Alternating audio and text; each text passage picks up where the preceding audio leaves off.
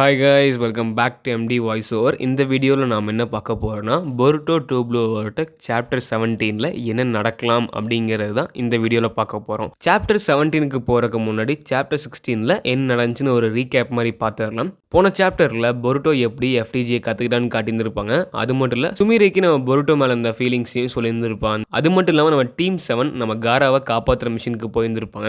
அது மட்டும் இல்லாமல் காராவை கொல்றதுக்காக ரியூவும் அந்த இடத்துக்கு வந்திருப்பான். ஸோ கோனஹாமரும் மிட்சுகி அண்ட் சாரதா பேட்டில் பண்ண போகிறது நம்ம மட்சுரியோட காட்ரி அப்புறம் ரியூ கூட. ஸோ ஆல்ரெடி நம்ம சுனின் எக்ஸாம் பேட்டிலே பார்த்துருப்போம் நம்மளோட மிட்சுகிக்கும் நம்ம ஷின்கிக்கும் நடந்த பேட்டில். ஸோ இது ஒரு revenge battle and re battle மாதிரி இருக்கும். மட்சுரியை தோக்கடிக்கிறது எப்படி நம்ம கோனஹாமருக்கு நல்லாவே தெரியும். ஸோ கோனஹாமரு அண்ட் சாரதா கண்டிப்பாக பேட்டில் பண்ணுவாங்க இந்த பேட்டிலில் அப்படின்னு நம்மளோட சாப்டர் 17 பற்றி பார்க்கலாம். சாப்டர் 17 ஸ்னீக் பீக்கில் என்ன இருக்குன்னா, நம்ம ஜூரா நம்ம கோனஹா லைப்ரரியில் வந்து நிறைய புக்ஸ் கையில் கலெக்ட் பண்ணிட்டு இருக்கான். அது மட்டும் இல்லை, சில புக்ஸ் அவன் எடுத்துகிட்டும் இருக்கான். ஆனால் நம்ம கேஷியர் அவர் ஒன்றுமே பண்ணல. ஸோ வில்லேஜை ஒன்றுமே பாதிக்காமல் அவன் பாட்டுக்கு வந்து லைப்ரரியில் அவனுக்கு தேவையான புக்ஸ்லாம் எடுத்துகிட்டு படிச்சுட்டு இருக்கான் அந்த இடத்துல. ஸோ ஜூராவோட இன்டென்ஷன் வந்து இங்கே யாரையும் காயப்படுத்தணும் இல்லை, அவன் தன்னோட நாலேஜை வளர்த்துக்கணும். அது கீஃப் வில்லேஜோட லைப்ரரிக்கு வந்திருக்கான். அந்த லைப்ரரிக்கு வந்து தனக்கு தேவையான புக்ஸ் எடுத்து படிச்சுட்டு இருக்கான். இதெல்லாம் வச்சு பார்த்தா ஜூரா கண்டிப்பாக ஒரு ட்ரூ வில்லன் மாதிரியே தெரியல. ஏன்னா ஜூரா கண்டிப்பாக வில்லனாக இருக்கிற ரீசன் இருந்திருக்கணும். ஜூரா பிறந்தே கொஞ்ச நாள் தான் இருக்கும். ஸோ ஜூரா கண்டிப்பாக பெரிய ஃப்ளாஷ்பேக் ஸ்டோரிலாம் கண்டிப்பாக இருக்காது. ஆல்ரெடி நருட்டோ யூனிவர்ஸில் நிறைய கேரக்டர்ஸ் பார்த்துருப்போம், நிறைய வில்லன்ஸையும் பார்த்துருப்போம். அவங்க எல்லாத்தையும் நம்ம வில்லன்னே சொல்லியிருந்திருக்க மாட்டோம். ஏன்னா ஒவ்வொருத்தனுக்கும் ஒவ்வொரு ஸ்டோரி இருந்திருக்கும். எக்ஸாம்பிள் நம்ம மாதரா பீஸ்க்காக சண்டை போட்டார். அண்ட் நம்ம ஒபிட்டோ ஃபோர்த்து கிட் நிஞ்சா ஆரம்பிச்சதுக்கு ஒரு ஸ்டோரி இருந்திருக்கும். நம்ம லீஃப் வில்லேஜ் அட்டாக் பண்ணதுக்கு ஒரு ஸ்டோரி இருந்திருக்கும். ஸோ இப்படிப்பட்ட வில்லன்ஸ்க்கெலாம் கண்டிப்பாக ஒரு ஸ்டோரி இருந்திருக்கும். அப்படி நம்ம ஜூராக்கு ஸ்டோரி இருக்கான்னு கேட்டால் கண்டிப்பாக கிடையாது. ஸோ ஜூராக்கு எந்தவித ஃபீலிங்ஸ், எமோஷன்ஸ், ஸோ ரிவெஞ்சும் தேவையில்லை நம்ம லீஃப் வில்லேஜ் மேலே. ஜூரா லீஃப் வில்லேஜ் மட்டும் இல்லை, மற்ற எல்லா வில்லேஜோட கல்ச்சரையும் மதிக்கங்காட்டி தான் இப்படி அமைதியாக வந்திருக்கான். எந்தவித பிரச்சனையும் பண்ணாமல் நம்ம லீஃப் வில்லேஜ் லைப்ரரிக்கு நம்ம கேஷியரையும் ஒன்றுமே பண்ணல.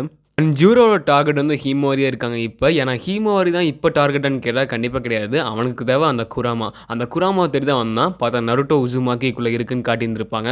அப்புறம் பார்த்தா நம்ம புது ஜிஞ்சுரிக்கியான நம்ம ஹீமோரியை இன்ட்ரடியூஸ் பண்ணியிருந்திருப்பாங்க. அதுக்குன்னு ஜூரோ நல்லவனான்னு கேட்டால் நல்லவன்லாம் கிடையாது. அவனும் ஒரு ஸ்டோரி இருந்திருக்கும் அப்படிங்கிறதுலாம் கிடையாது. ஆனால் அவனுக்கு தேவை இப்போ அந்த சக்கராவை எடுக்கணும். ஸோ அதுக்காக அவன் என்ன வேணாலும் பண்ணுவான். கசின் கோஜி சொல்லியிருந்திருப்பாரு, நம்ம ஜூரோ அமைதியாக இருக்க வரைக்கும் நம்மளும் அமைதியாக இருந்துக்கலாம்னு சொல்லிட்டு லீஃப் வில்லேஜிட்ட. ஏன்னா நம்ம தேவையில்லாம நம்ம ஜூரோவை கோவப்படுத்திட்டோம்னா அவன் பயங்கரமாக மாற ஆரம்பிச்சிருவான், பேரழிவே கிரியேட் பண்ணிடுவான்னு சொல்லியிருந்திருப்பாங்க. ஏன்னா இப்போ பொருட்டோனா தனியாக ஜூராவை டிஃபீட் பண்ண முடியுமான்னு கேட்டால் கண்டிப்பாக சந்தேகம் தான். ஏன்னா பொருட்டோ இப்போ தன்னோட கர்மாவை யூஸ் பண்ணல. கர்மாவை யூஸ் பண்ணால் பெரிய பிரச்சனையாகும். ஸோ கர்மாவை யூஸ் பண்ணாத வரைக்கும் பொருட்டோ சண்டை போட்டு ஜெயிக்கிறதுங்கிறது ரொம்பவே கஷ்டம்.